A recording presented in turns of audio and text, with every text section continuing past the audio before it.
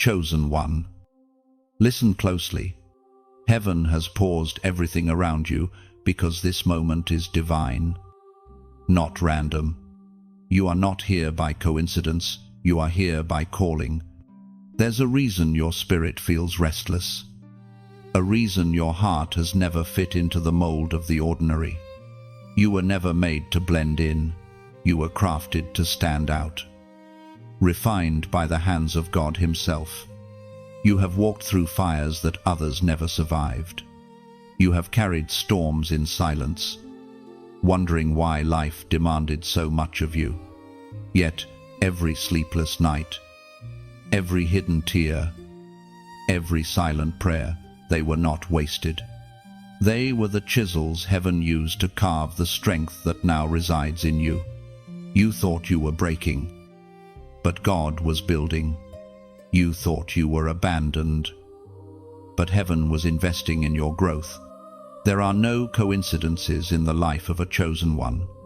The path you walked, though marked with pain, was leading you to transformation. What looked like rejection was redirection. What felt like loss was preparation. You have been trained in the wilderness because kings and queens are not made in comfort. They are forged in silence and tested in fire. Listen carefully now. God is not looking for the perfect.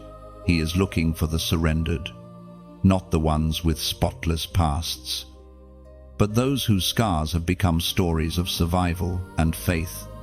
The reason you felt isolated was because God was pulling you away from distractions. He was teaching you to hear His voice above the noise of the world. Every delay, every disappointment was His mercy at work, keeping you aligned with His timing. You may not see it yet, but heaven does. There is a light within you that terrifies darkness. The world may not understand it, but that doesn't change what it is. You carry divine DNA. You carry purpose. You carry the fingerprints of heaven upon your soul. And this is the moment that light begins to awaken. It was written in the letter to the Romans, chapter 12, verse 2. Do not be conformed to this world, but be transformed by the renewing of your mind, that you may prove what is that good and acceptable and perfect will of God. Chosen one. This is the transformation that heaven has been waiting for. You are being invited to step into the fullness of who you were created to be, to think differently, walk differently, and live differently. God wants you to become someone whose mind is renewed, whose words carry weight, whose life reveals His will to the world. You are not being asked to be flawless, you are being called to be faithful. The process might stretch you, but it will also reveal you. This world will try to pull you back into its patterns, but you were born to break them. You were made to show what grace looks like when it takes human form. The same Spirit that raised Christ from the dead is breathing inside you right now. That means every limitation, every fear, every lie that said you were not enough is being dismantled in this moment. Heaven is waiting for your response. Will you step into the person God destined you to become? Will you allow your mind to be renewed, your heart to be purified, your voice to be used? The time for hesitation is over. The moment for transformation is now. You have spent too long dimming your light for people who were never meant to carry it. You have delayed your destiny trying to fit in where you were called to stand out. But today, God says, rise. Let your light shine before all, not for your glory, but for His. The world doesn't need another imitation, it needs your authenticity, your courage, your obedience. So take a breath, stand tall. Heaven is with you. You are exactly the kind of person God is shaping for this hour, humble yet bold, wounded yet wise. Imperfect, yet unstoppable. If this word resonates in your spirit, type 777 inches, the comments, as your declaration that you are stepping into your divine transformation. Like, share, and subscribe, because this is only the beginning of your awakening. Each time you choose obedience over fear, heaven notices. Every small step of faith echoes louder in the spiritual realm than you realize. The unseen realms respond when a chosen one stands up and says, "I will become who God says I am." You are not just changing your life, you are shifting generations. The transformation God is stirring within you will not only bless you, but everyone connected to your name. Family lines will be healed, cycles will be broken, and new legacies will begin through your yes. You are the bridge between what was and what will be. So keep going. When doubt whispers, remember, you've already survived everything that was meant to destroy you. That's proof enough that you are equipped to finish this race strong. Your story is not ending, it's unfolding. Stay faithful, stay focused, and stay burning with divine purpose. The best chapters of your destiny are just beginning to be written. You've walked through seasons that tested the very foundation of your soul. The refining fire was not meant to consume you, but to clarify what could never be destroyed. The pain, the pressure, the disappointments, they were all divine ingredients in the making of the person you were born to become. Heaven does not waste suffering, it repurposes it. Every battle you endured was proof that your spirit carried more resilience than you knew. At times, it felt as if the fire was too intense, the silence too long. You prayed, and nothing seemed to shift. You wondered if God still saw you, if His promises were still valid. But what you could not see then was that the fire was forging something holy within you. The gold in you was being separated from the dust. Your heart was being taught endurance. Your faith was being purified. And your character was being sculpted into strength. The refining process of the chosen is never comfortable. God will often let you walk through situations that strip away your illusions, your pride, and your false security. He allows the shaking not to punish you, but to reveal the parts of you that cannot be shaken. You were never meant to stay the same. You were meant to evolve through surrender. There were moments when you questioned everything, your calling, your worth, even your purpose.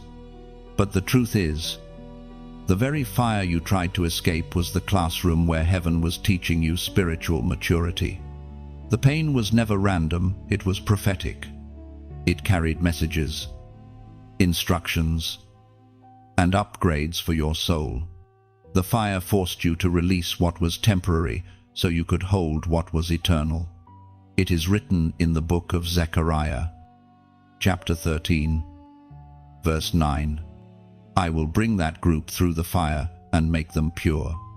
I will refine them like silver and test them like gold. They will call on my name, and I will answer them. These words are the reflection of your current journey. You have been refined, not rejected. You are emerging from the ashes, not as who you were, but as who you were always meant to be. The fire didn't take your value, it revealed it. What was once hidden in you is now shining, unshakable, radiant with divine purpose. Through every loss and disappointment, God was building endurance. He was strengthening the foundation beneath your faith, so that when blessings come, they do not collapse under their own weight. He was teaching you patience, humility, and discernment, virtues that can only be learned through testing. You are no longer the same person who entered the storm. You have wisdom now that only experience could give. The world sees pain as destruction, but heaven sees it as transformation. The things that tried to burn, you have only refined your glow. You've learned to trust God in the dark, to cling to His word when nothing made sense, and to keep walking even when the path disappeared beneath your feet. That is faith, the kind that moves mountains, the kind that shapes history. You now understand that blessings without refinement are burdens in disguise. The process had to come before the promise. You could not carry what was meant for you until your spirit was strengthened to sustain it. That's why God waited. That's why He allowed the stretching, the delays, the pruning. Every tear watered the soil of your next season. Every cry became a seed for future joy. Now, as you look back, you can see that the fire didn't destroy you. It revealed the divine design within you. It burned away fear, purified motives, and awakened a power that had been sleeping in your soul. You've learned to recognize the fingerprints of God even in pain. You've discovered that the moments that felt like endings were actually sacred beginnings. You have been forged in faith and tempered in endurance. What once broke you now bows to you. You no longer fear the fire because you've learned that it is your ally, not your enemy. You walk through storms knowing they serve your destiny. The flames that tried to silence you only amplified your voice. You are stronger now, quieter in your confidence, deeper in your discernment, and softer in your compassion.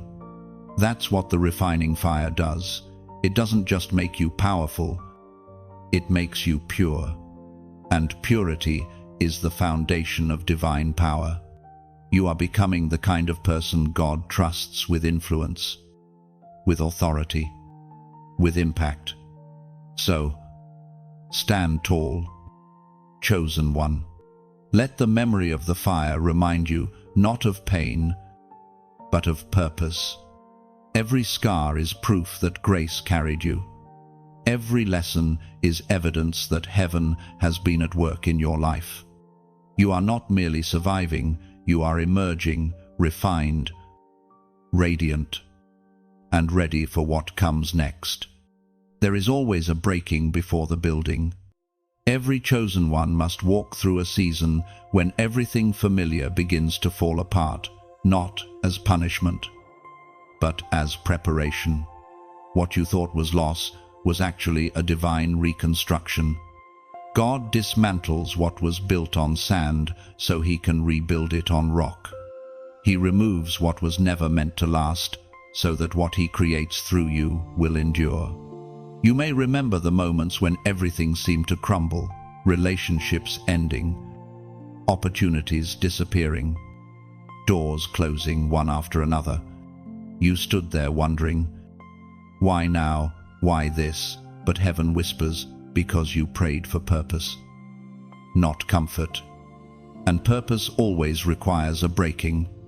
The oil of anointing only flows when the vessel has been crushed. There are things God cannot build on pride, on fear, or on the approval of others. So He allows the shaking.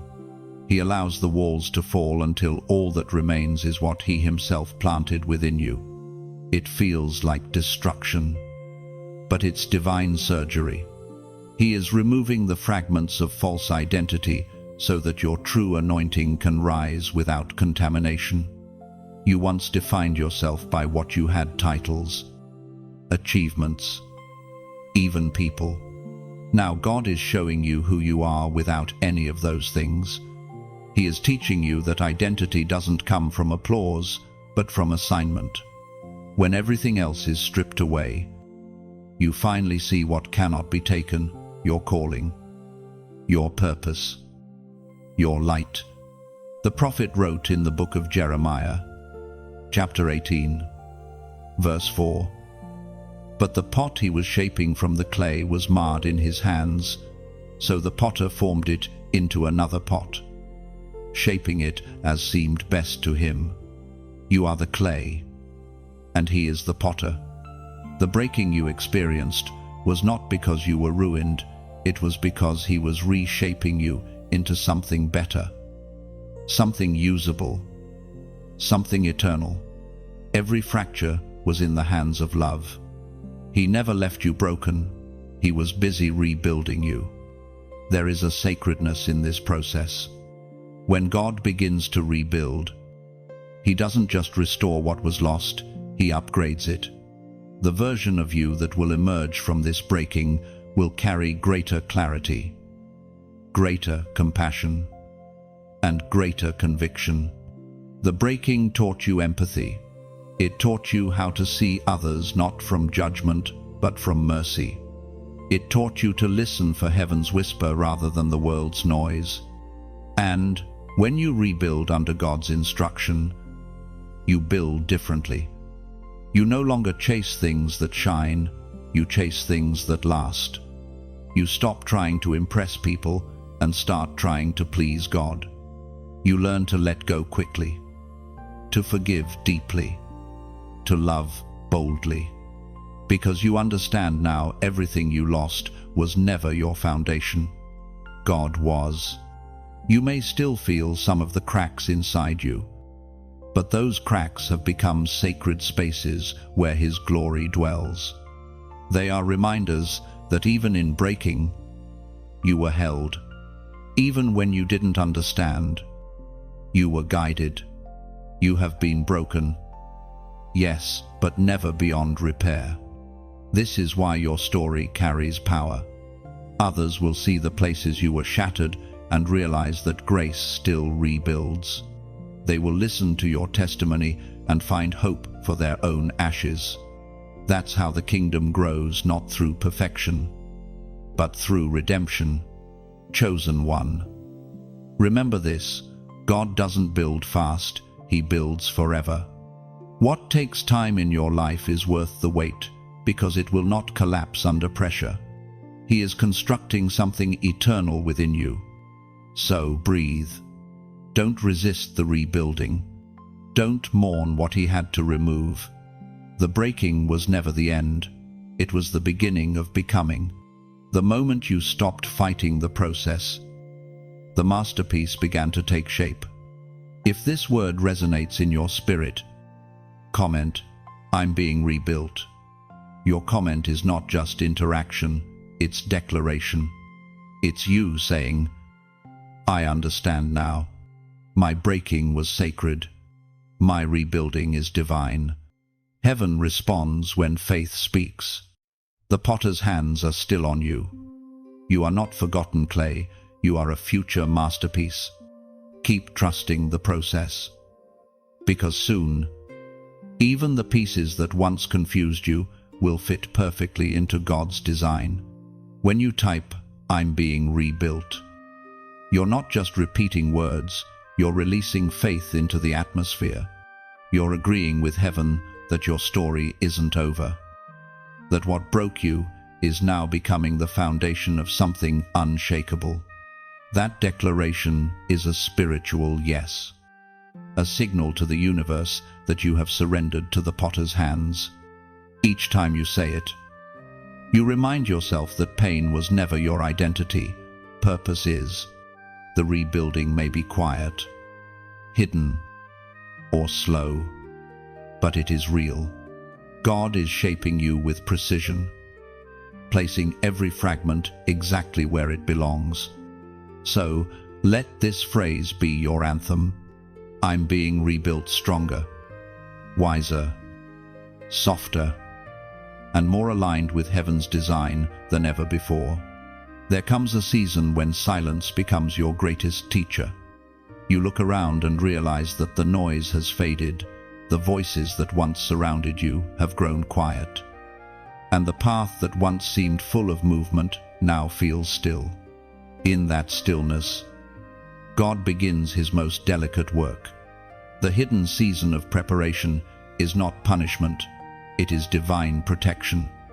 It is where heaven trains your spirit for what eyes cannot yet see. Many mistake silence for absence, but the chosen know better. You have been tucked away in the secret place, not because you were forgotten, but because God was preparing you away from distractions. The spotlight may have dimmed, but that was intentional. The world cannot handle premature revelation. God hides his most valuable creations until they are ready to carry the weight of their calling. In this season, you learn the rhythm of heaven, how to move when he says move, and how to be still when he says wait. Waiting is not inactivity, it is incubation. Like seeds resting in the soil, you may appear buried, but in truth, you are being rooted. Growth is happening where no one can see. The deeper your roots go, the higher your future can rise. Isolation, though painful, refines your hearing. You start to discern the difference between God's whisper and the echo of your own desires. You begin to recognize that destiny does not bloom in public, it begins in private encounters with God. It is there, in the quiet moments when no one is watching, that your confidence shifts from yourself to him. It is written in the book of Isaiah, chapter 45, verse 3, I will give you the treasures of darkness and hidden riches of secret places, that you may know that I, the Lord, who call you by your name, am the God of Israel. Those treasures are not gold or silver, they are revelation, wisdom, and strength forged in silence. God is giving you insight that cannot be learned from crowds. He is shaping your character in the shadows, so that when your name is spoken in rooms you've never entered, your spirit will be ready. The hidden season teaches you obedience without validation. It's one thing to serve when others are watching. It's another to stay faithful when no one notices. This is where heaven measures your heart. Will you still pray when you feel unseen? Will you still serve when there's no applause? Will you still believe when nothing around you seems to move? That's where true faith matures, not in the noise of success, but in the quiet of surrender. You've been asking, when will my time come? And heaven responds, when preparation becomes your joy, not your burden. The delay is not denial, it's development. God is perfecting your patience so that when the door finally opens, you won't enter fragile, you'll enter fortified. You'll walk in authority, not anxiety. It's in these unseen moments that your identity stabilizes. You stop performing and start becoming. You begin to love God, not for what he gives, but for who he is. You start to realize that being chosen isn't about being seen, it's about being sent. The preparation season rewires your motives, realigns your vision, and restores your purity. This quiet space is sacred. It's where God teaches you to let go of people who can't go where you're going. It's where you learn that loneliness isn't emptiness, it's intimacy. It's where you stop needing external affirmation because you've found divine assurance. And when the time comes, when the season shifts, you'll know. You won't have to chase opportunity, it will recognize you. You'll carry a peace that doesn't depend on circumstances, a confidence that doesn't crumble under pressure. You will step into the next chapter not as the same person who entered the wilderness, but as one who has walked with God in the silence. So, don't despise your hidden season. Let it do its work. Rest in the truth that God is building foundations too deep for others to see. The roots of destiny take time, and you are right where you need to be. The light will return, but when it does, you will no longer fear it. you'll be ready to shine with substance, not just appearance, because those who have been prepared in secret will always stand firm in public. And when your unveiling comes, the world will see the evidence of a soul that learned how to grow in the dark. The silence you once feared will become your greatest memory, a sacred space where heaven trained your heart to hear clearly and walk faithfully. Even without confirmation or applause, in that hidden place, humility replaced hurry. You learned that stillness is not stagnation but strength. And waiting is not weakness but wisdom guided by divine timing. Now, every quiet moment feels holy. You no longer chase visibility, you chase presence.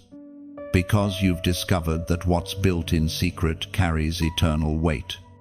You have begun to notice it the way the path narrows when you choose to walk in truth. The world moves one way, but your spirit pulls in another.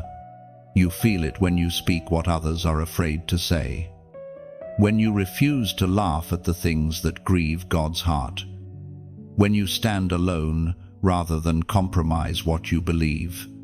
That quiet courage is the mark of a chosen one learning to walk against the crowd. God never called you to blend in. He called you to be a living contrast light in a culture of shadows. Conviction in a world of confusion. It's not easy.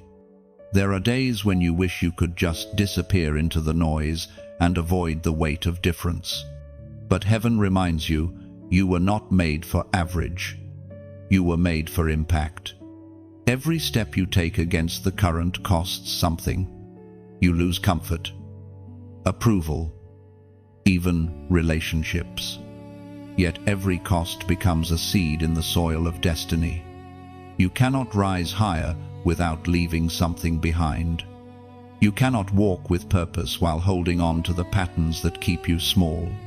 The prophet wrote in the book of Joshua, chapter 1, verse 9, "Be strong and courageous, do not be afraid or discouraged. For the Lord your God will be with you wherever you go." That promise still stands for you today. Every time you choose obedience over opinion, heaven walks beside you. Every time you stand for righteousness, even when it isolates you, angels surround you. Courage is not the absence of fear, it's the decision to move forward despite it. Walking against the crowd is not rebellion, it's revelation. It means your vision is tuned to a frequency others can't yet hear. You see things from a higher place. You sense what heaven values, even when the world mocks it. And slowly, your steps begin to inspire others. They see your peace in storms, your strength in silence, your faith when logic fails, and something inside them awakens too. The path you're on is narrow, but it leads to wide freedom. You are no longer tied to trends or opinions. You live by conviction, not convenience. That is how leaders are born. That is how kingdom builders rise, one act of quiet obedience at a time. Now, I want to pause for a moment, not to instruct, but to share heart to heart. This message, this movement, exists because voices like yours are listening, learning, and living out the light. Each word you hear is a seed, and when you let it grow, it multiplies far beyond this screen. If you have found strength here, if these words have steadied your faith or helped you stand taller, then you already understand what we are doing together. We are building a table of light in a world that often feels dark.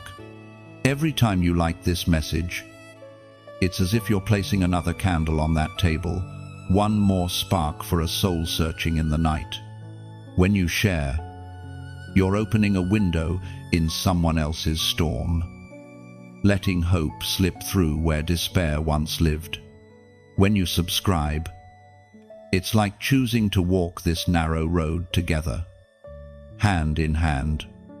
So no one travels toward purpose alone. And finally, if ever your heart feels moved to support this work beyond words, consider donating as one would pour oil into a lamp quietly, freely, simply to keep the flame alive for another traveler who has lost their way. There is no obligation here, only invitation. Giving is not a demand, it is a dialogue with heaven. Every gesture, every act of generosity becomes a thread in a tapestry of light that stretches farther than we can see. But whether you give, share, or simply listen, know this: you are part of something eternal. Your presence here means the world, because it means heaven's message is reaching exactly who it's meant to reach you. This is not about numbers, it's about connection. It's about standing together as chosen ones who refuse to bow to fear. So walk with me through words, through faith, through purpose, and let's keep the flame alive together. Because the world may move fast, but truth remains steady. The crowd may grow loud, but heaven still whispers to those who listen. And you, chosen one, are among the few who still hear that whisper. Keep walking against the current. Keep shining. Keep believing that your difference is divine design. Every click, every quiet act of kindness is a spark that travels farther than sight. Together, we are lighting corridors where hopeless hearts can finally find direction. The flame doesn't belong to one, it belongs to all who believe that light still conquers darkness. Every gesture adds warmth to someone's cold night. And as we walk on, shoulder to shoulder, our small lights merge into a sunrise. What began as a whisper of faith becomes a dawn of awakening. There is a quiet kind of power that only comes from obedience. The world may teach you to chase greatness, but heaven teaches you to bow first. Every true rise begins in surrender. Every divine assignment starts when you whisper yes to God, even before you know what it will cost. You have learned by now that obedience is not about rules, it is about relationship. It's not about fear, but trust. When God asks you to move, He isn't testing your willingness to lose, He's proving how ready you are to receive. Each step of faith becomes a bridge between what you see and what He has prepared. The hardest obedience is often the quiet kind. It's choosing forgiveness when your heart still bleeds. It's saying no to shortcuts when your dreams are calling for quick results. It's staying still when everything in you screams to run. These are the silent victories heaven celebrates, the ones that don't trend, but transform.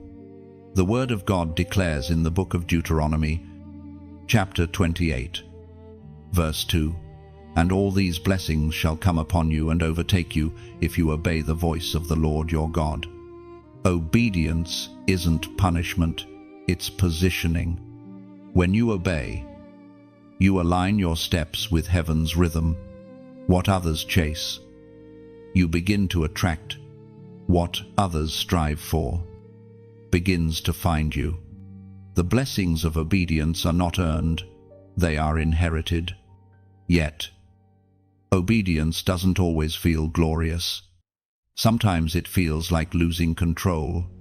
God asks you to release something precious, not to hurt you, but to make space for something holy. He asks you to wait, not to torture you, but to strengthen your discernment. Every delay is a dialogue between heaven and your heart. Will you still trust me when you don't understand? Many stop there. They obey halfway only until it becomes inconvenient. But the chosen know that partial obedience is still disobedience. The full blessing comes when you trust even when the road turns dark. When you keep walking even when your logic begs you to stop. Think of Abraham. He left everything familiar because of one instruction: go. Think of Noah, building something the world had never seen before because of one whisper from heaven. Think of Mary, saying, "Be it unto me," without knowing the cost. Each act of obedience opened doors that changed history. Your obedience carries that same power. You may not see the full picture yet, but heaven is moving pieces around your yes, somewhere. Someone's deliverance is tied to your decision to obey. Your single step of faith becomes the spark for another person's breakthrough. And this is where your strength lies. You may not always feel bold, but you are brave every time you say, "I'll do it anyway." You may not always see results right away, but heaven takes note of every hidden yes.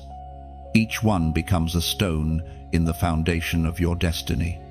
When obedience becomes your rhythm, peace becomes your song. You stop striving for outcomes and start flowing in trust. You no longer chase the future you walk with, the one who holds it. That is where real freedom begins, when you surrender not because you have to, but because you want to. Obedience teaches you that faith is not a feeling, it's a decision. It's not about understanding the plan, but trusting the planner. Every time you align your will with His, you are sculpting the person God wants you to become.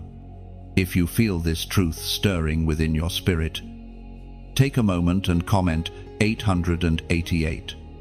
Let that number be your covenant, your declaration that you are choosing obedience over fear. It is not superstition, it's symbolism. 8 represents new beginnings, a sacred reminder that each time you obey, something in heaven is reborn inside of you. Write it not for me, but for you. Let your comment be your altar, a quiet yes etched in digital stone. You're not typing for attention, you're testifying to alignment.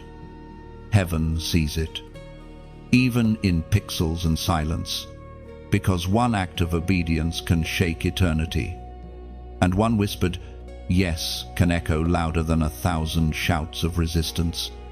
So keep walking. Even when you don't understand the destination, keep saying yes. Even when it costs comfort, keep trusting. Even when faith feels like fire. For in the end, obedience will not diminish you, it will define you. And when you look back, you'll see that every act of surrender became a door into something you once prayed for. When you type 888, you're not just leaving a comment, you're sealing a promise between your heart and heaven. That number becomes your silent declaration: I will obey, even when I don't see the full picture. Each 8 is a symbol of renewal, a turning of the page in your spiritual story. It means the old cycle has ended, and a new chapter of faith has begun, one written by obedience, guided by grace, and witnessed by heaven itself. The deeper God takes you, the more He calls you inward.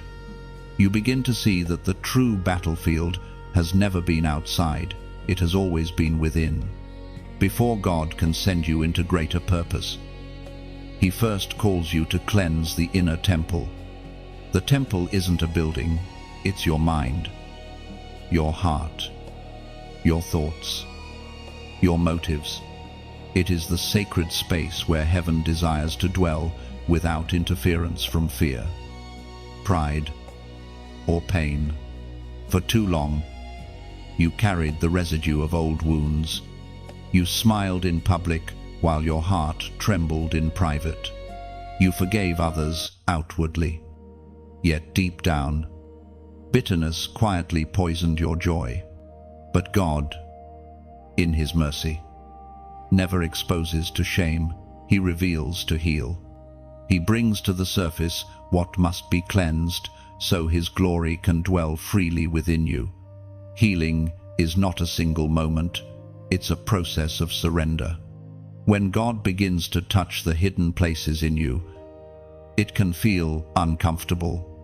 He presses on memories you've tried to bury, words you've never spoken, emotions you've long ignored.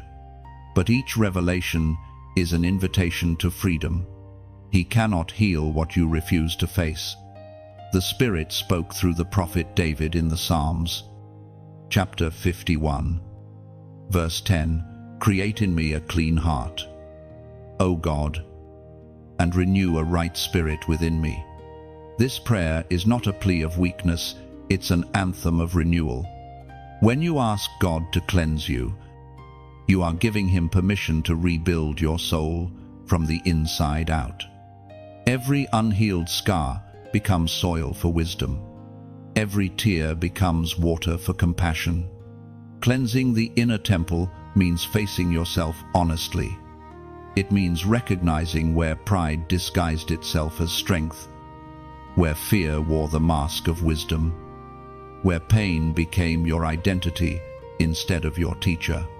God is peeling back the layers so that only truth remains. And that truth is radiant. It carries light that darkness cannot comprehend. Sometimes, cleansing requires solitude.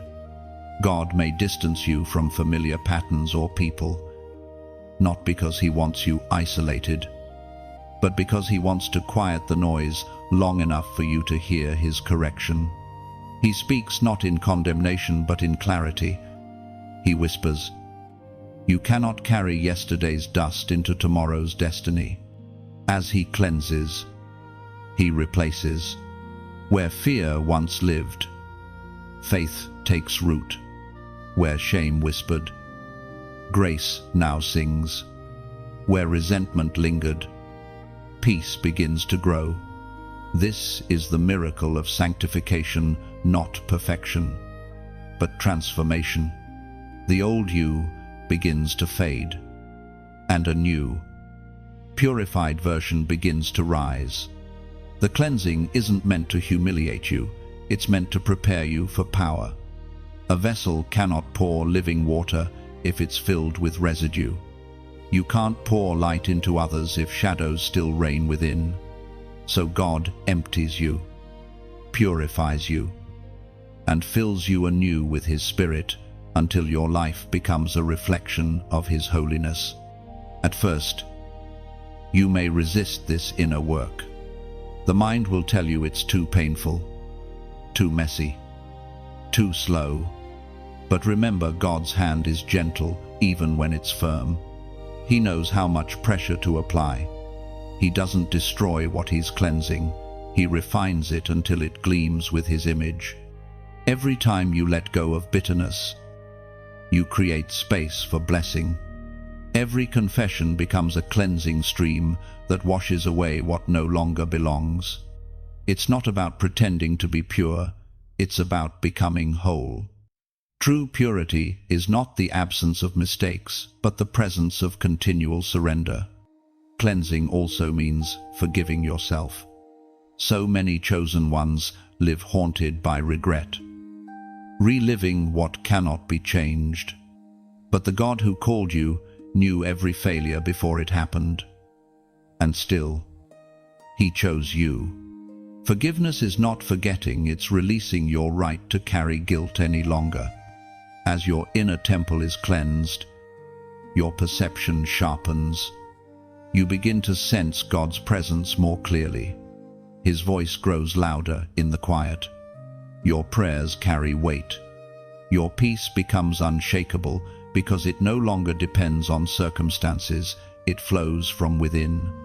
And soon, what once wounded you becomes what empowers you. You'll look back and realize that the breaking was part of the cleansing. The pain was the polish. Every dark season had purpose. It stripped away what was false and revealed what was eternal. God is not finished yet. The cleansing is continuous. And with each passing day, you'll feel lighter, freer, closer to his heart. You will move through life not burdened by what you've endured, but brightened by what you've overcome. When others encounter you, they won't just see your strength, they'll feel your peace. That is the mark of a cleansed soul. It radiates serenity without words. You become living proof that holiness is not distance from humanity, but the presence of heaven within it. So let him continue his work inside you. Let every prayer become a sponge, every tear a drop of cleansing rain.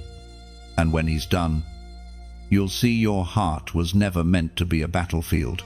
It was meant to be his dwelling place. When the cleansing is complete, something sacred begins to awaken within you. The noise that once clouded your spirit starts to fade, and a quiet strength rises in its place. You begin to sense that holiness is not about perfection, it is about alignment. It is not about performing for God, but walking with him.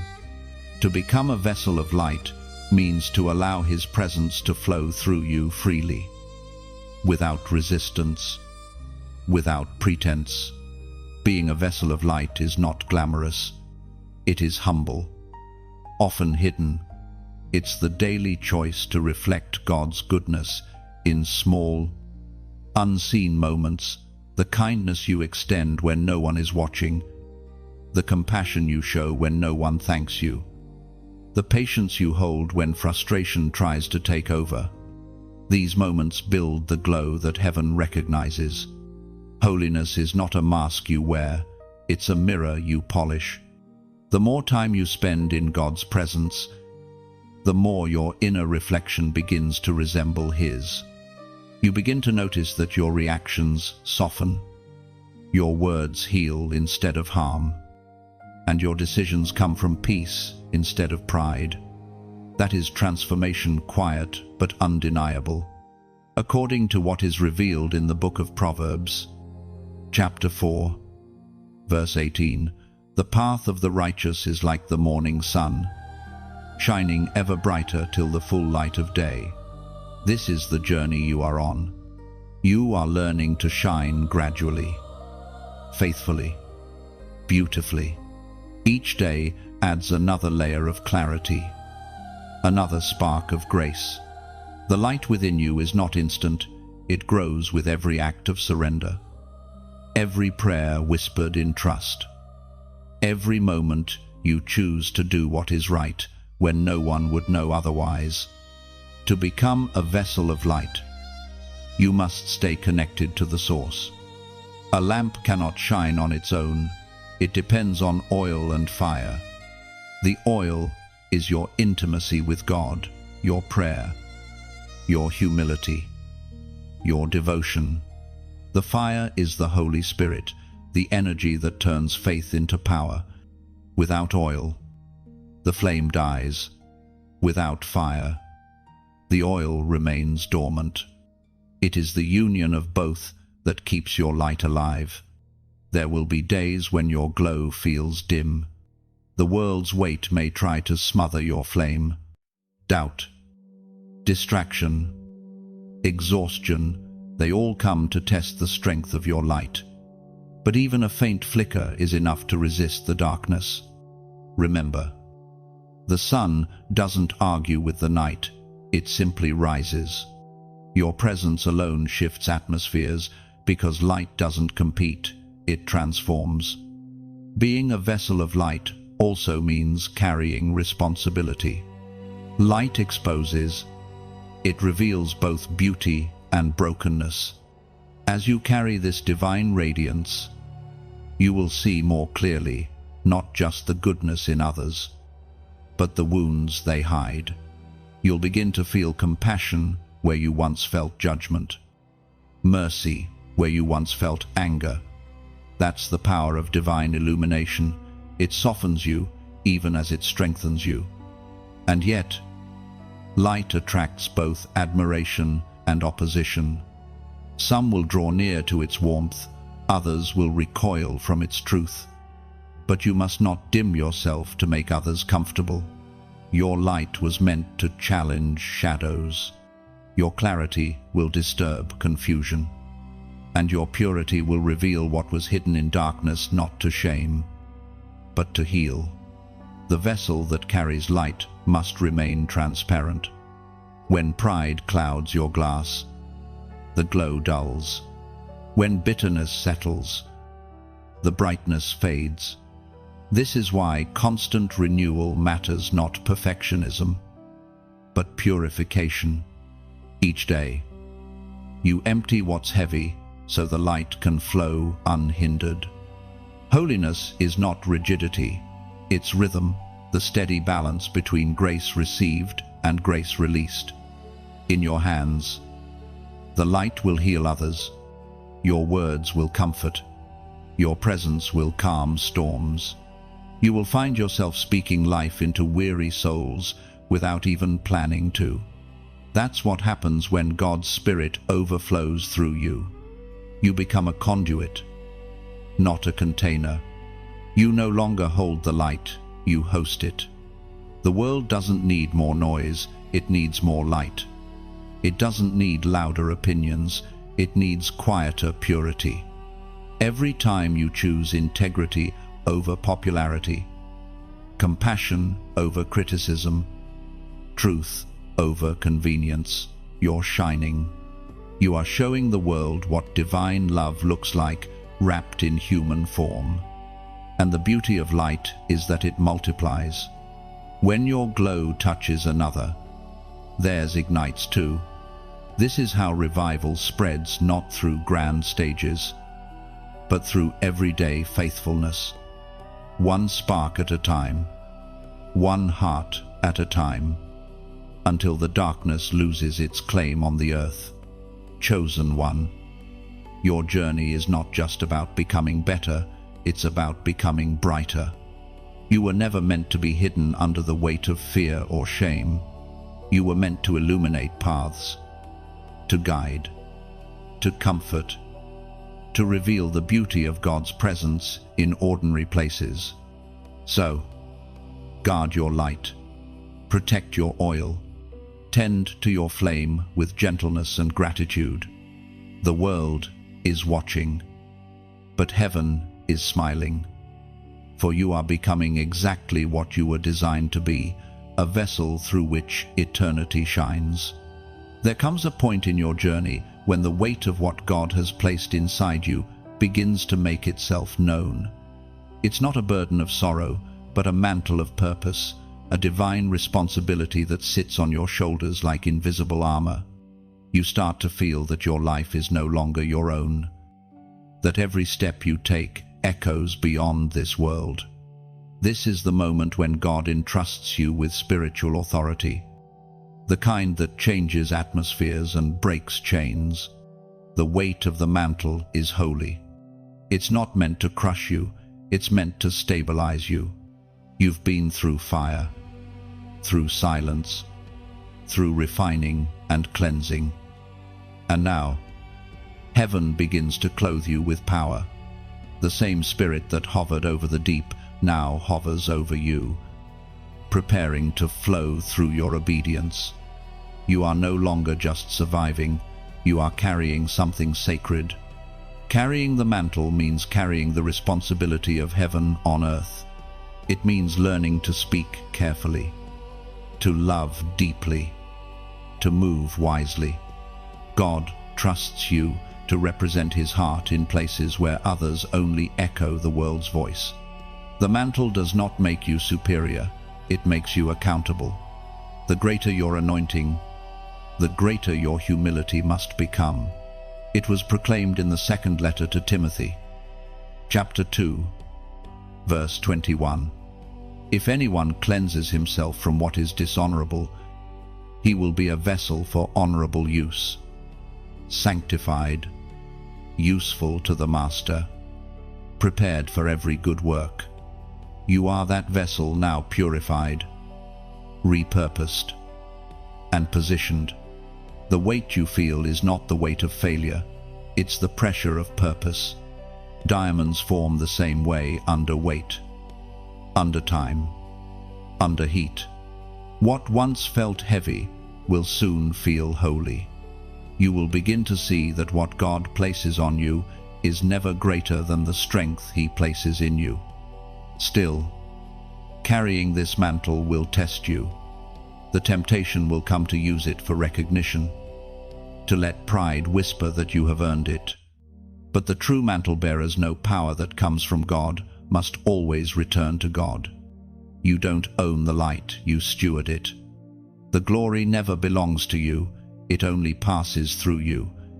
Some days, the calling will feel overwhelming. You'll sense the needs of others pressing on your spirit. Feel the pain of a world that groans for redemption. You'll pray for people you don't even know. You'll cry without clear reason. Not because you're weak, but because your heart has expanded to carry the heartbeat of heaven. That is what the mantle does. It turns empathy into intercession. You are being trusted with revelation. God will begin to show you things not for gossip, but for guidance. Not for fear, but for faith. You will sense spiritual battles before they appear. And your prayers will push back storms before others even notice the clouds. This is divine responsibility, a calling that demands sensitivity, discipline, and purity. The weight will sometimes make you want to retreat. But don't mistake the pressure for punishment. The greater the assignment, the stronger the hand that carries it. Every time you lift your voice in prayer, you are moving unseen mountains. Every time you remain faithful when no one else does, heaven records it as victory. If this word stirs something in you, comment, "Carry the mantle." When you write those words, you are not boasting, you are agreeing. You are saying, "God, I will bear this weight with reverence. I will carry your presence without pride. I will walk under this mantle with humility and purpose." Let that comment be a prayer in motion, a surrender in sentence form. Heaven takes note of every heart that says yes to responsibility. Because God's mantles don't fall on the careless, they rest on the faithful. You are now among the ones who understand that calling is costly, but it's worth it. The mantle you wear is not decoration, it is destiny. And as you continue forward, you will discover that the same weight that humbles you will one day lift you. You are carrying heaven's message in human form. And when you walk, the ground beneath your feet begins to remember what it was created for, to host glory, to reflect light, to witness God through you. When you type "carry the mantle," you are speaking alignment into existence. You are saying, "I accept the responsibility of light. I choose to walk in what God has placed upon me." Those words are not just text, they are a declaration written in faith's ink, visible to heaven. Each time you write them, you remind yourself that your anointing is not a title, but a trust. The mantle is not meant to make you seen, it's meant to make God visible through you. You carry it with humility, not hype, with reverence, not pride. So let your comment be your confirmation. Let it echo through the unseen realms as your yes to purpose. You are not merely gifted, you are entrusted. The war around you is no longer about the visible, it's about what moves in silence. You've stepped into a realm where your faith itself becomes a weapon. Every whisper of prayer shakes what eyes can't see. Every word spoken in truth tears through deception. The battle isn't about winning arguments or proving strength, it's about carrying peace where chaos thought it could reign. This is courage in its purest form, standing still when the storm demands your fear. You are learning what it means to fight from victory, not for it. The cross already sealed your triumph, and now your role is to walk it out with steady faith. You no longer fight as one desperate for deliverance, you fight as one already delivered. Courage doesn't always roar. Sometimes, it's the quiet assurance that you are not alone. It was written in the book of Psalms, chapter 27, verse 3. Though an army encamp against me, my heart shall not fear. Though war arise against me, yet I will be confident. This confidence doesn't come from arrogance, but from awareness that heaven fights alongside you. You are not standing against the storm. You are standing within divine protection. The world sees pressure, but God sees preparation. The fire that surrounds you isn't meant to destroy you, it's meant to announce your strength. Courage in spiritual warfare is learning when to speak and when to stay silent. It's knowing that sometimes the greatest fight happens in your posture, knees on the ground, eyes lifted, heart surrendered. Heaven measures bravery not by volume, but by consistency. Yet even warriors need rest. Every soldier of light needs a moment to refill the oil, to tend to the flame. That's why communities like this exist, not as platforms, but as places of refuge, where weary hearts can breathe and find strength again. So, before you move forward, take a moment to exhale. You don't have to carry it all alone. There are others walking this same narrow road beside you, listening, believing, growing. And if this message has strengthened your spirit, if it has reminded you that you are not fighting unseen battles in vain, then let your heart respond in whatever way feels true to you. When you like this message, it's as if you're raising your shield not just for yourself, but for every soul standing in the same storm. When you share, you become a torchbearer, passing your flame to someone wandering in darkness, lighting a path they didn't know existed. When you subscribe, you're not joining a channel, you're joining a circle of light, a quiet army of faith spread across continents, united by the same unseen fire. And if one day your heart feels stirred to give, know that it's never about obligation, it's about participation. To donate is to place a stone on the altar of hope, saying, "Keep the light burning, keep the voices rising." You're not paying for words, you're watering seeds that may bloom in hearts you'll never meet. Every act of kindness, every moment of generosity becomes a ripple in eternity. You never know who might find their courage because of the light you helped sustain. This isn't pressure, it's poetry. A choice between closing your hands or opening them to something greater. The beauty of giving, of connecting, of supporting, is that it always comes back multiplied, not in wealth, but in warmth. So, stand tall, chosen warrior. You've learned to fight with peace, to battle with praise, to conquer without hate. That's courage to remain kind in a cruel world, to remain gentle in a world that glorifies rage. Your faith is your weapon, your love is your armor, and your obedience is your strategy. The victory isn't far, it's unfolding through every faithful step you take. Remember, courage isn't found in grand gestures, but in small, unseen acts of faith repeated every day. When you wake up and choose light over despair, that's courage. When you speak truth in a world addicted to lies, that's bravery. When you forgive, bless, and keep believing, heaven calls that victory. So, take heart. Keep moving forward. You are not fighting alone. And every act of faith, no matter how small, is a banner waving in the wind of eternity, declaring, light still wins. Every battle you've faced has been a rehearsal for victory. The wounds you carry are no longer signs of weakness, but seals of survival proof that light cannot be defeated by darkness. Courage now lives in your rhythm, in the way you keep standing when others sit down. Every sunrise finds you stronger, steadier, and more certain that faith still works. So, lift your eyes.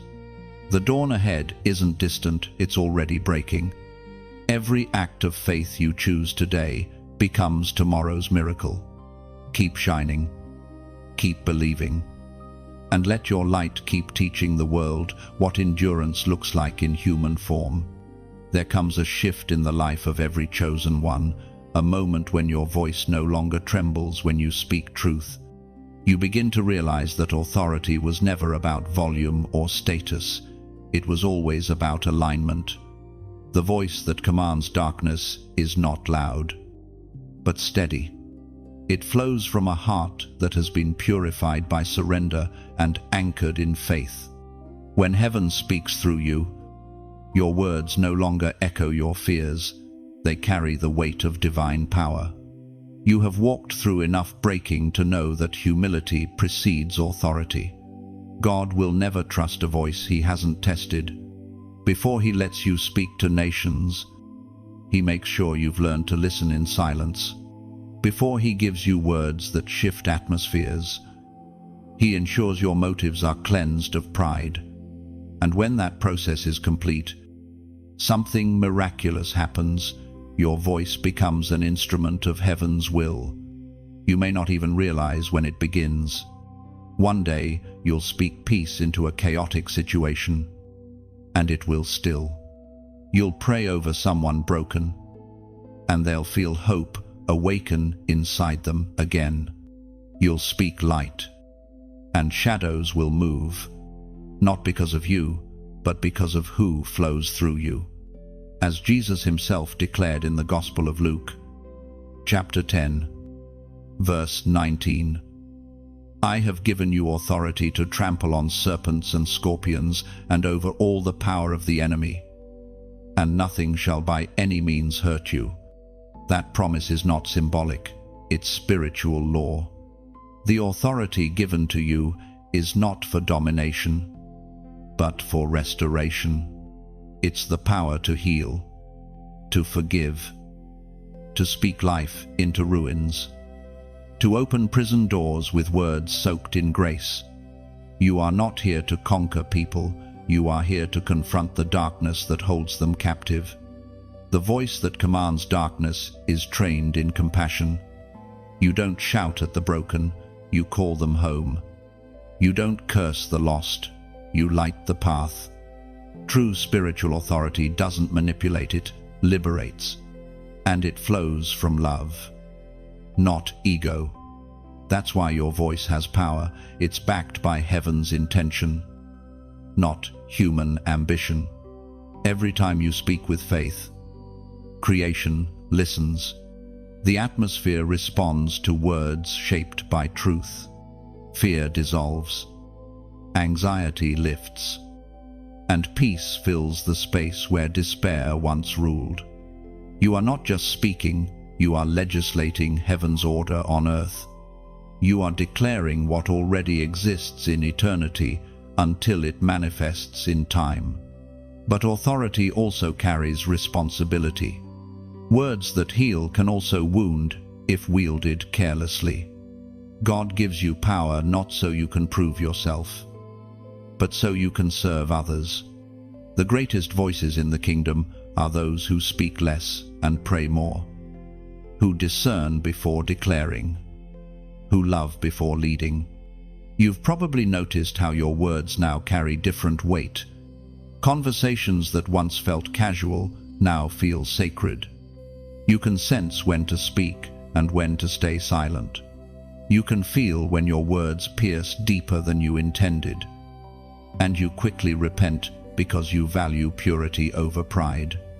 That sensitivity is not weakness, it's proof that heaven trusts you with influence. When you command darkness, You don't argue with it. You stand firm in identity. The enemy doesn't fear volume, he fears conviction. He trembles when someone knows who they are and whose they are. Your authority isn't in your tone, it's in your alignment. You speak, and heaven confirms. You declare, and the spiritual realm shifts. And yet, even in power, you remain gentle.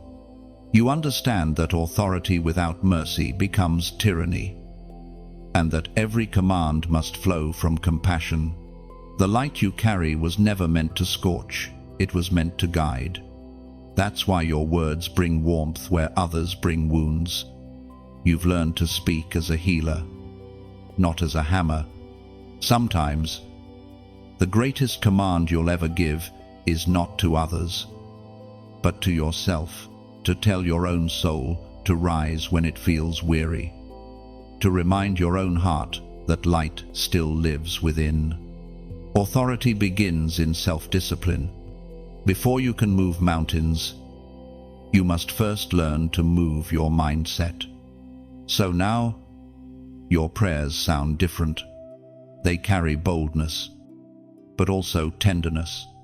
They are firm, yet full of love.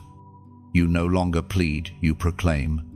You no longer fear the darkness, you remind it of its defeat. This is the voice heaven has been cultivating in you all along. Not one of arrogance, but of assurance. Not one that demands attention, but one that commands respect in silence. And when you speak, not for your own glory but for God's, even the unseen bows, because creation knows its Creator's tone, and your voice now carries the echo of His. Your voice is no longer just sound, it's a living current of heaven's breath, moving through rooms, hearts, and moments, carrying light into the darkest corners. Every word you speak now bears eternal fingerprints, reminding the world that God still chooses human voices to deliver divine hope. There is a sacred beauty in the moment when vision returns. You've walked through darkness, endured silence, and questioned whether the dreams God once showed you were ever real. Yet even in the valley, heaven was working behind the veil. The restoration of vision is never sudden, it's a gentle unveiling. What felt blurry begins to sharpen. What seemed impossible begins to breathe again. You start to see not with your eyes, but with your spirit. You once thought your dreams had died, but God was only pausing them until your heart could handle their weight. Vision without maturity becomes vanity. But now, you see through the eyes of wisdom. You no longer chase opportunity, you recognize divine timing.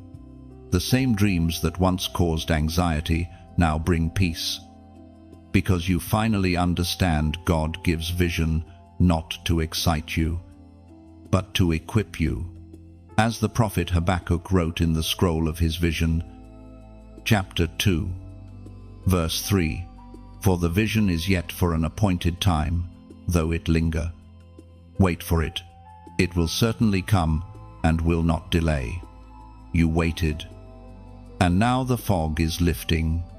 You can feel clarity returning not as noise, but as direction.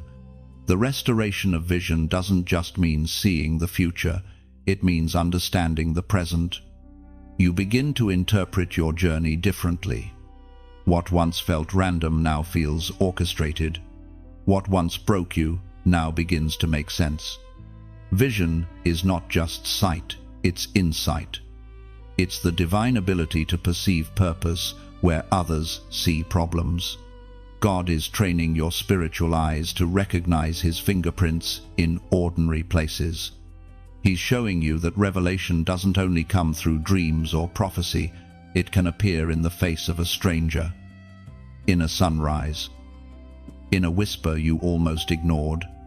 You are learning that vision is not about predicting the future, It's about perceiving God's movement in the now. Every delay, every detour, every unanswered prayer becomes a brushstroke in a masterpiece that is still in progress. And the more you trust, the clearer the picture becomes. Restoration of vision also means release from distortion. The world tried to blur your focus with distraction, disappointment, and doubt. It told you to settle for survival when you were designed for significance. But now, your eyes are being healed. God is removing the film of fear and the dust of despair. You're beginning to see yourself the way heaven sees you, capable, chosen, courageous. Vision always carries responsibility. Once you see, you can no longer pretend you don't. Once you know, you can't return to ignorance. God restores sight not for comfort, but for calling. He's revealing strategy where confusion once ruled. He's reminding you that your vision is not just for you, it's a gift meant to guide others out of blindness. And yet, clarity requires courage. Seeing ahead means walking by faith, even when the road is still forming beneath your feet. It means believing that what God spoke will manifest, even if it looks barren right now. You have to walk as though the promise is already visible, because in heaven's timeline, it already is. If this message resonates with your spirit, comment 111. That number is not random, it carries deep prophetic symbolism. 1 represents divine unity, the connection between Creator and creation. 3 ones together, 111, signify alignment between heaven, earth, and your own spirit. When you type it, you are declaring, "My heart, my mind, and my path are one with God's vision for my life." Each digit is like a beam of light, simple, alone, radiant, together. It means the beginning of new order, clarity of purpose, and the return of direction. You're saying to heaven, "I am ready to see again, ready to walk where you lead." Vision restored means hope renewed. You no longer live reacting to what happens, you live responding to what heaven reveals. The same eyes that once wept in confusion now watch with expectation. You are seeing again, dreaming again, believing again. The future that once scared you now excites you, because you know who walks beside you. You understand that the vision God gives always includes His presence, His provision, and His protection. You don't have to force doors open, they will recognize your arrival. Keep your gaze lifted. The horizon ahead isn't the end, it's the beginning of revelation unfolding in real time. You are not returning to an old dream, you are walking into a renewed one. Stronger, clearer, and divinely aligned. When you comment 111, you're not just typing numbers, you're releasing agreement into the atmosphere. You're saying, "My vision and God's timing are becoming one." That's a declaration of focus and faith.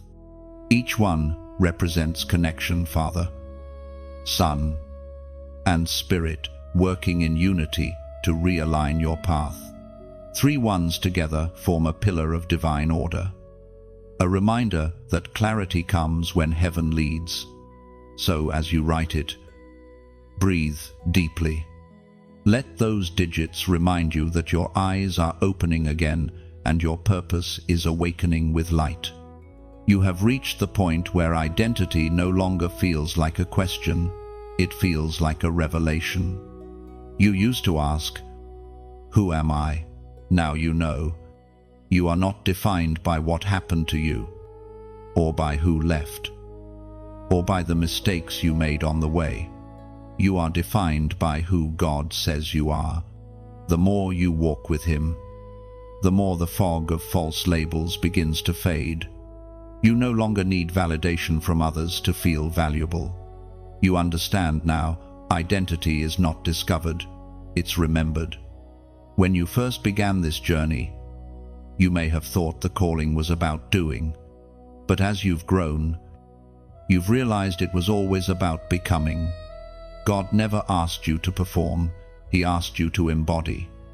To walk in kingdom identity means to live as though heaven is already within you. You stop striving to prove your worth and start resting in the truth that you were chosen long before you took your first breath. Heaven speaks clearly through the words in the book of Ephesians, chapter 2, verse 10, "For we are His workmanship, created in Christ Jesus for good works, which God prepared beforehand that we should walk in them." This truth changes everything. You are not a mistake. You are a masterpiece in motion, sculpted by divine intention. Every season, every scar, every victory and loss has been shaping the contours of your identity. You are not behind. You are in process. You are being perfected in purpose. When you walk in kingdom identity, you begin to move differently. You no longer react to rejection with fear. You respond with grace. You no longer crave attention because you found assurance. The noise of comparison grows silent because you know your lane, your rhythm, your assignment. You stop chasing crowns that don't fit and begin wearing the one heaven handcrafted for you. This identity brings peace. You no longer wrestle with the urge to prove your calling. You simply live it. Every action, every word, every gesture begins to reflect the royal nature within you. Kingdom identity doesn't make you arrogant, it makes you secure. It's not about being greater than others, it's about being grounded in who you already are. There was a time when the opinions of others shook you, but now they can't reach the depth where your truth lives. God has rooted your value too deeply for shallow judgments to uproot it. When He calls you His, that title cannot be revoked. No failure can erase it, and no success can inflate it. It's eternal. You start to see that your identity isn't only for you, it's also a mirror for others. People begin to recognize something familiar yet divine in you. They see peace where there should be panic, strength where there once was fear. Without preaching a word, you start to awaken the same truth in them, that they, too, are known and chosen. Walking in kingdom identity means embracing both humility and boldness. Humility, because you know it's all grace. Boldness, because you know heaven stands behind you. It's not confidence in yourself, it's confidence in the one who lives within you. That's why you can enter rooms without fear, speak truth without apology, and love people who never learned how to love you back. The world teaches identity as a performance, an image you curate, a title you earn, a story you control. But the kingdom teaches it as inheritance. You don't build it, you receive it. You don't invent it, you uncover it. You are walking proof that identity doesn't come from striving, but from surrender. This revelation frees you from striving for perfection. You begin to understand that your imperfections are not disqualifications, they are invitations for grace to shine brighter. You no longer fear failure, because even when you fall into His hands. The old you was defined by wounds. The new you is defined by wisdom. Every day, you walk a little lighter, talk a little softer, and live a little louder in truth. Your decisions now come from conviction, not confusion. You no longer need to mimic anyone. because authenticity has become your anointing. And as you move through life wearing this unshakable peace, people will wonder what changed. You'll smile, not out of pride, but out of understanding. You finally see that identity was never something to search for, it was something to remember. You've returned to yourself, the self God saw from the beginning. You are no longer chasing who you were, you are resting in who you've become. The striving has stopped because the becoming is complete in Him. Now, you walk not as one searching for meaning, but as one carrying it. Every step affirms that heaven's design in you is unshakable. And as you keep moving forward, your peace becomes a silent sermon. Your life, a living prophecy that whispers to the world, this is what it looks like to remember who you are. There is a quiet magnificence in the life that walks under divine favor. You begin to notice that doors open not through striving, but through stillness. What once required force now flows naturally. You are no longer chasing blessings. Blessings begin to find you. This is what it means to move in overflowing grace and power, not loud, not frantic, but steady, purposeful, and radiant. Grace is not a concept, it is a current. When you walk in alignment, it carries you farther than effort ever could. Power is not aggression, it is assurance. You don't need to prove that you are anointed. The evidence is in the peace you bring, the fruit you bear, the light you release. You have become the living proof of what happens when heaven breathes through humanity. The Apostle reminds us in his letter to the Corinthians, chapter 12, verse 9, "My grace is sufficient for you, for my power is made perfect in weakness." Those words are the heartbeat of your new season. The same weaknesses that once made you feel unworthy are now the very places where divine strength flows.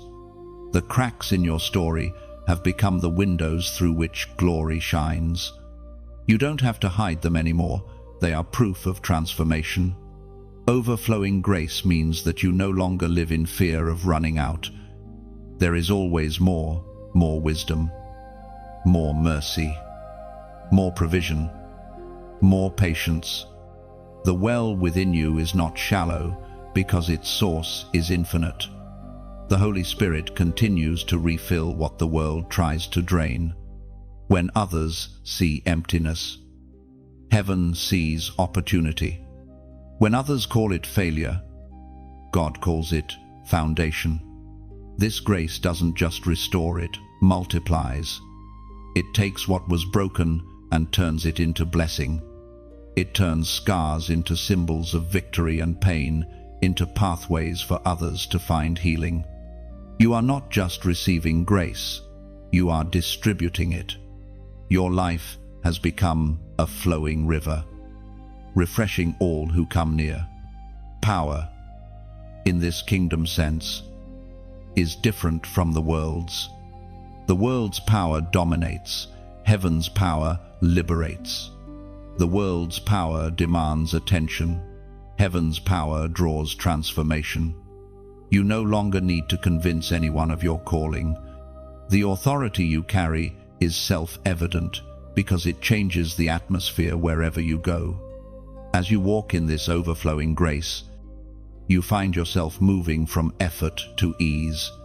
The same doors that once resisted you now open with a whisper. The same paths that were hidden now unfold beneath your feet. You realize that divine favor is not luck, it's alignment. When your will merges with God's, everything around you begins to cooperate with His plan. You can feel this shift in the way peace precedes you. Rooms that once felt heavy now feel lighter when you enter. Conversations that once caused anxiety now flow with clarity. You no longer need to overthink your steps because grace has already paved the way. This grace empowers you to do what strength alone never could, to love without limits, to forgive without bitterness, to endure without losing joy. You are discovering that power is not loud, it's lasting. It's the ability to stand tall after being knocked down, to speak softly when anger tempts your tongue, to choose faith when fear feels closer. Overflowing grace also means overflow in purpose. The more you pour out, the more heaven refills you.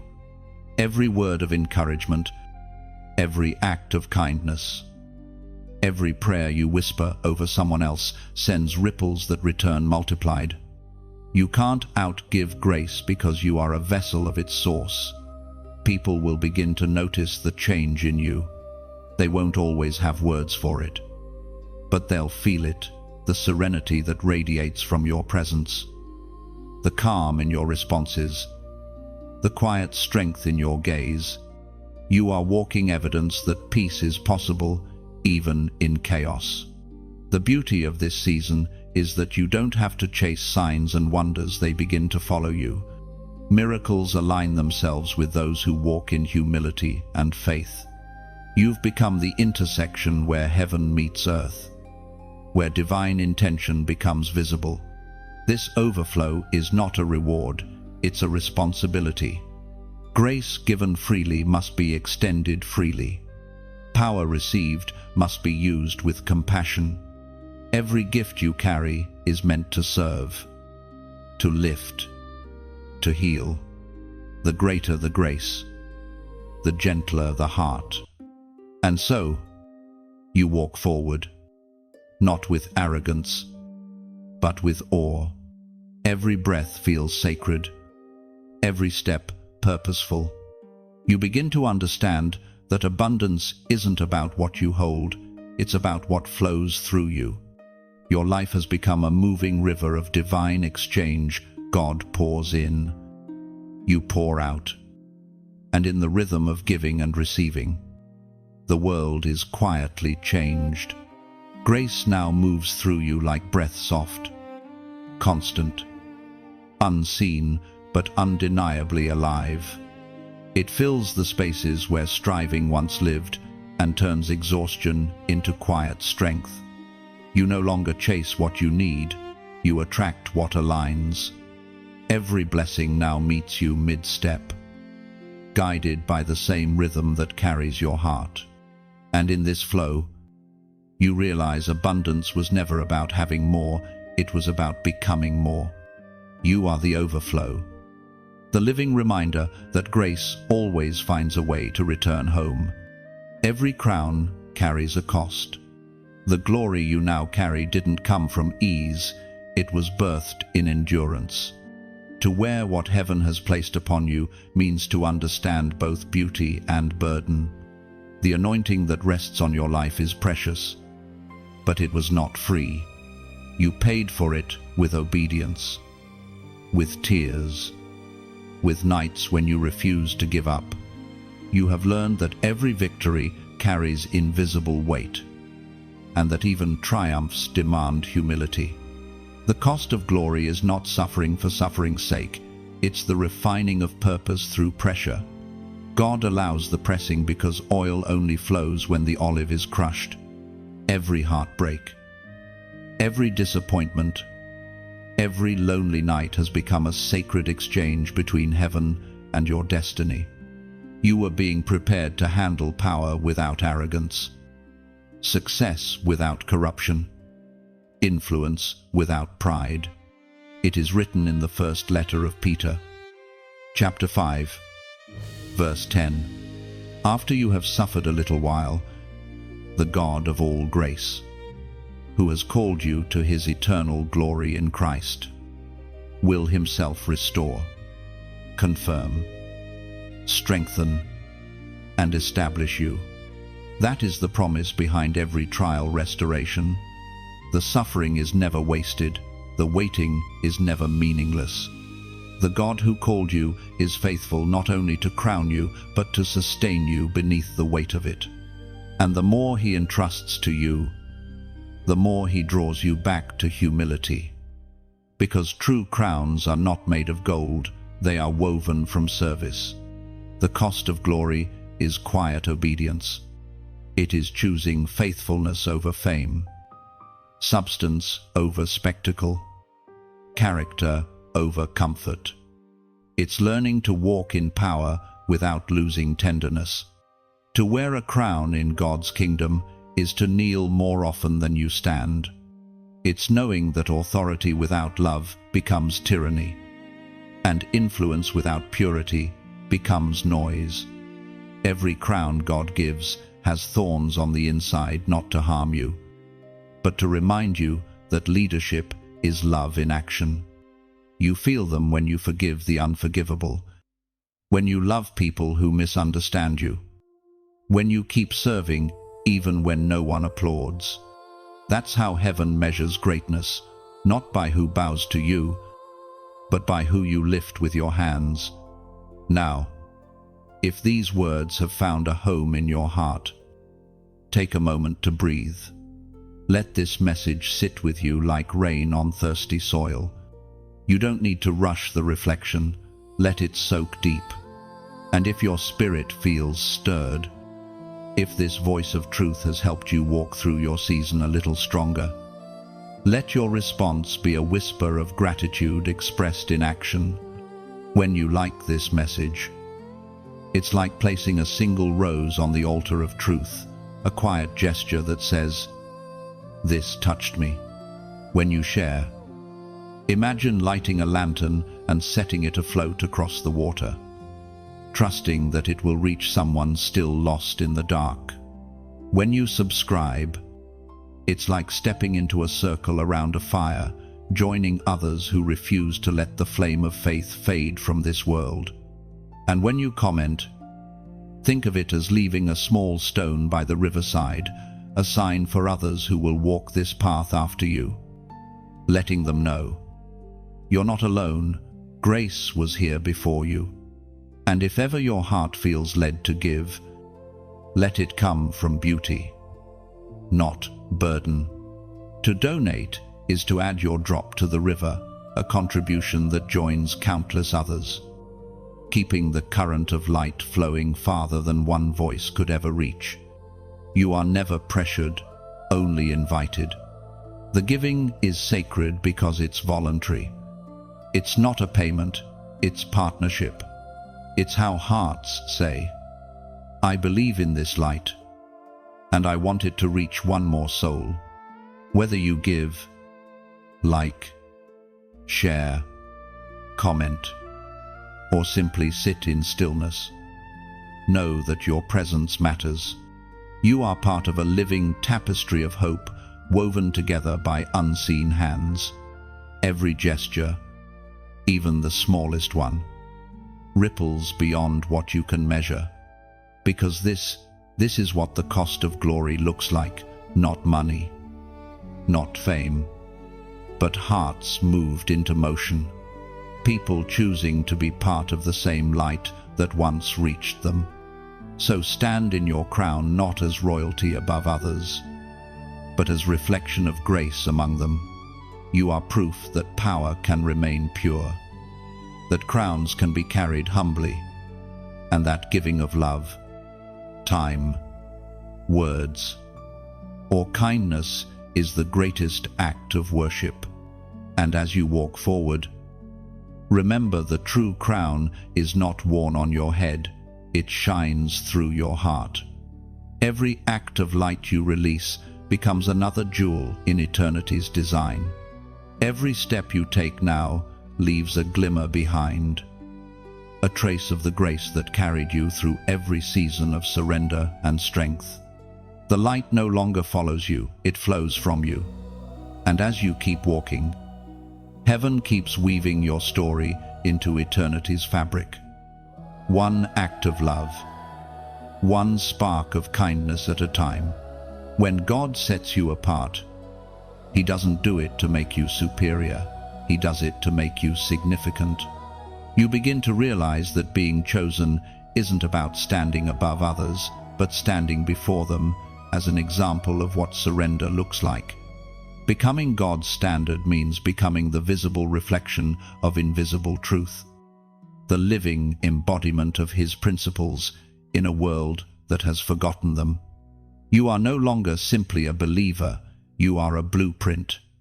The path to this place has not been simple. You've been misunderstood, misjudged, even misrepresented. Yet, every misunderstanding refined your clarity. Every false judgment deepened your humility. And every rejection purified your motives. God was not punishing you, He was positioning you. To be His standard means to be measured differently, to walk by conviction, not convenience.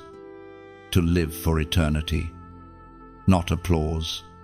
As was spoken in the sacred texts of old, in the book of Micah, chapter 6, verse 8, He has shown you, O man, what is good, and what does the Lord require of you but to act justly, to love mercy, and to walk humbly with your God. That verse is the definition of divine standard. Justice, mercy, humility. 3 pillars that hold the weight of heaven's heart. They are not rules, they are rhythms. To act justly is to treat others with the same fairness you seek. To love mercy is to forgive as freely as you have been forgiven. And to walk humbly with God is to stay aware that every breath is borrowed grace. Becoming God's standard does not mean being flawless, it means being faithful. It means choosing righteousness when compromise looks easier. It means keeping your integrity even when no one is watching.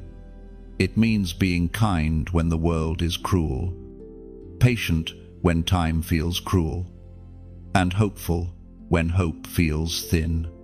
God's standard is not about perfection of performance but consistency of heart. There will be times when you'll wonder why your standards seem higher than others. You'll ask, why does God expect so much of me? The answer is simple, because He has placed more inside you. You are called to lead not with authority, but with authenticity. The purity of your actions becomes the sermon people remember long after words fade. To be God's standard is to live in such a way that people feel peace in your presence. It's not about preaching louder, but loving deeper. You become a compass in chaos, a steady reminder that goodness still breathes in human form. The world may not always understand your restraint or your reverence, but heaven applauds it. As His standard, your life becomes a mirror. People will see their reflection in you, sometimes clearly, sometimes distorted, and that will either draw them closer to the light or make them retreat into their shadows. You must learn not to take either reaction personally. Your job is not to control responses, but to remain radiant. Being God's standard also means being steadfast under scrutiny. The higher the call, the greater the observation. People will study your reactions more than your declarations. That's why God has been working so meticulously in you, refining your words, shaping your patience, grounding your humility. He knows the world needs examples more than explanations. Your endurance through trials, your grace under pressure, your faith in silence, these have become your testimony without realizing it. You've been building credibility in heaven's eyes. The consistency of your obedience is now your crown. You may not see it yet, but your life is influencing more than you imagine. There are people watching quietly, learning how to stand because they saw you refuse to fall. Your peace has become their permission to trust again. That's how standards work. They raise others simply by existing. And in this, you find freedom. You no longer strive to impress God. You live to express Him. You realize that His standard is not a burden, it's an honor. To live as his representative on earth is the highest privilege, the purest calling. So, keep walking humbly, acting justly, and loving mercy. Let your presence be proof that grace and truth can coexist.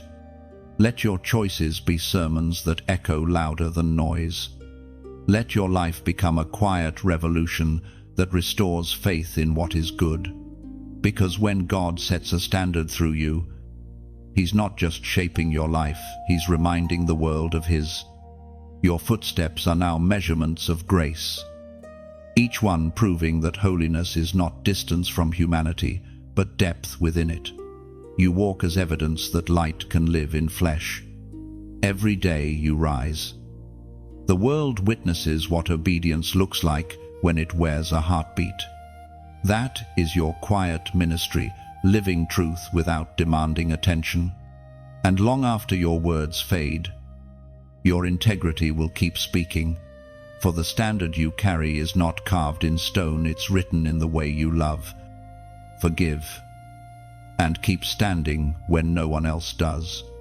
There comes a moment when the journey comes full circle, when every wound turns into wisdom and every scar begins to shine. This is that moment for you. You stand now at the edge of destiny. No longer the same person who began this path. You have endured the wilderness, walked through the fire, faced storms that tried to silence you, and through it all, you discovered who you truly are. The crown that once felt far away is no longer distant. It rests quietly upon your spirit. You are living proof that surrender leads to strength, that faithfulness births fulfillment. To be crowned for eternity is not to be exalted above others, it is to be entrusted with something eternal inside you. It's the realization that the glory you carry is not an ornament, but a presence. Not a decoration, but a declaration. The crown is not gold or silver. It's light, the reflection of God's victory alive in human form. The apostle wrote in the second letter to Timothy, chapter 4, verse 8, "Now there is in store for me the crown of righteousness, which the Lord, the righteous judge, will award to me on that day, and not only to me, but also to all who have longed for his appearing." That promise stretches across time and touches your name. You are part of that all. You have longed for him, sought him, waited for him, and now he places the eternal symbol of completion upon you. The crown of righteousness is not earned, it's received through perseverance. It represents the journey of one who kept walking when giving up would have been easier. To be crowned for eternity is to understand that glory is responsibility. You don't wear it to shine alone, you wear it to illuminate paths for others. Your victory is meant to become someone else's vision. Your faith, your endurance, your restoration, all of it becomes a map for the next soul who wanders in search of hope. That is how heaven multiplies glory, one life at a time, one story turned into light. The beauty of this eternal crown is that it does not fade. The crowns of men rust and crumble, but this one grows brighter with every act of love, every moment of faithfulness, every secret surrender. It's not something placed upon your head once and forgotten. It's something that deepens within you daily. With every act of mercy, the crown expands. With every word of truth, it gleams brighter. With every moment, you choose peace over pride. Its light intensifies. Being crowned for eternity also means resting in completion. You no longer strive to become, you simply are. The striving has ceased because the shaping is finished. You have been tested, refined, and proven. Your heart no longer battles for belonging, it beats in harmony with heaven's rhythm.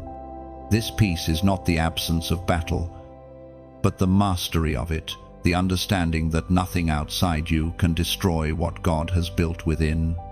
There is quiet joy in this realization.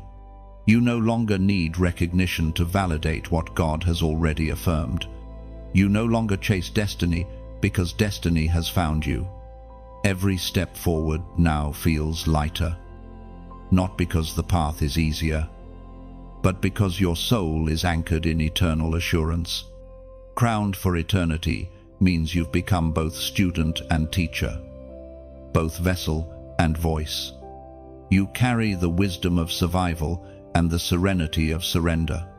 You've learned that the greatest victories are not won in public, they're decided in private moments of obedience when no one sees but God. Now, you walk not as one reaching upward, but as one overflowing outward. The light within you has matured. It no longer flickers in uncertainty, it burns with steadiness. It doesn't demand attention, it quietly transforms everything it touches. That is the nature of eternal glory. It does not shout, it radiates. Heaven looks at you and smiles, not because you are flawless, but because you are faithful. You have become everything you were meant to be, refined, radiant, resolute. The angels who once watched over your breaking now rejoice over your becoming. You have fulfilled the prophecy written in your tears, and as you stand here crowned, complete, unshaken, you understand that eternity isn't far away. It lives in every breath, every heartbeat, every act of love that mirrors heaven's rhythm. You are the continuation of a divine story, the echo of a promise fulfilled. You are not the same. You are transformed, transcendent, timeless. The world will keep turning, but you will move through it as one marked by eternity. The storms may come, but they will no longer drown you, they will reflect you. Because light cannot be buried, it only bends and shines again. So rest now. You have run the race. You have kept the faith. You have become the standard, the vessel, the light. The crown is not just upon your head, it's written into your being. You are, and forever will be, God's chosen one, crowned for eternity. And now, the journey comes to rest, not as an ending, but as a beginning in disguise. You have walked through revelation, refinement, and rebirth. You have seen what it means to be chosen, to be shaped, to be crowned. Every word, every silence, every tear was part of heaven's careful design to bring you here steady, whole, radiant. If this message has touched something deep within you, let your response flow naturally, like water finding its river. When you like this message, it's like lighting a candle in gratitude, quiet, personal, yet powerful enough to push back shadows for someone else. When you share, imagine planting a seed in unseen soil. You may never know who it will grow for, but heaven will. That single act could become the very word someone was praying for tonight. When you comment, think of it as leaving a small piece of your heart here, a testimony carved into digital stone that says, I was here. I was changed. I still believe. When you subscribe, it's not about following a page, it's about joining a circle of faith, a family of light that keeps this flame alive beyond the reach of algorithms and time. And finally, if you ever feel led to donate, let it be like pouring oil into the lamp, free, gentle, holy. You're not giving to a person, you're fueling the fire that keeps hope burning for countless others who still walk in the dark. You are never pressured, only invited to give, to grow, to glow. Your every gesture, no matter how small, carries eternal echo. So, as you go, remember, this isn't goodbye. It's the quiet continuation of light. Wherever you are, the message still moves with you. The story still breathes through you. The world still needs your flame.